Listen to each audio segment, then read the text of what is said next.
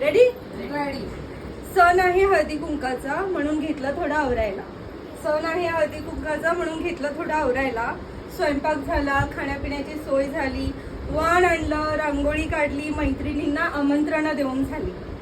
घेतलं आता आवरायला, म्हटलं जरा शृंगार रसात नाहून निघावं. घेतलं आता आवरायला, म्हटलं शृंगार रसात जरा नाहून निघावं म्हणून नेसली मी सिल्वर जरीची पैठणी. जशी उडत्या पतंगाची खुल्ली माझी रांगोळी. पैठणीला तोड म्हणून कानात घातली हलव्याचे कर्णफुले. पैठणीला तोड म्हणून कानात घातले हलव्याचे कर्णफुले. जसं अद्वैत भरतो माझ्या आयुष्यात मायेचे रंग नवे. कर्णफुलाला तोड म्हणून घातला गळ्यात हलव्याचा साज. कर्णफुलांना तोड म्हणून गळ्यात घातला हलव्याचा साज. जशी पैठणी करते सर्व साड्यांवरती राज.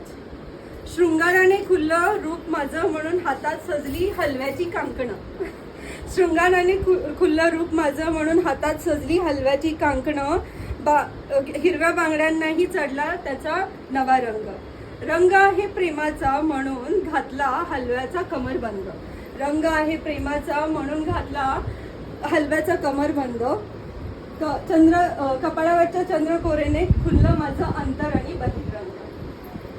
तरी वाटलं अपूर्ण काहीतरी म्हणून माळला केसात मी गजरा. तरी वाटलं अपूर्ण काहीतरी म्हणून केसात माळला मी गजरा. तेव्हा कुठे खुलून दिसरा चेहऱ्याचा हसरा. तरी वाटलं अपूर्ण काहीतरी मग आलं ध्यानात पैंजणाचा आवाज विसावलाय कुठेतरी तिजोरीच्या कोपऱ्यात. मग घातले मी पैंजण, जोडवी आणि मासोळी. मासोळीने पाय माझे नटले. पेडिक्युअर शिवाय सुद्धा पायाचे रुपडे माझे पालटले. स्वतःला न्याहाळून झालं मग आठवलं की माझ्या नाकाची पाकळी अजूनही का मोकळी. स्वतःला न्याहाळून झालं मग आठवलं माझ्या कानाची पाकळी अजूनही का मोकळी. म्हणून मग शेवटी घातली अर्चनाच्या सौभाग्य क्रिएशनची चंद्रमुखी हलव्याची रुपेरी नथ. नीट आहे का? म्हणून मग शेवटी घातली अर्चनाच्या सौभाग्य क्रिएशनची चंद्रमुखी हलव्याची रुपेरी नथ. आणि संपूर्ण साताऱ्यामध्ये आहे माझ्या श्रीकांतरावांची वट.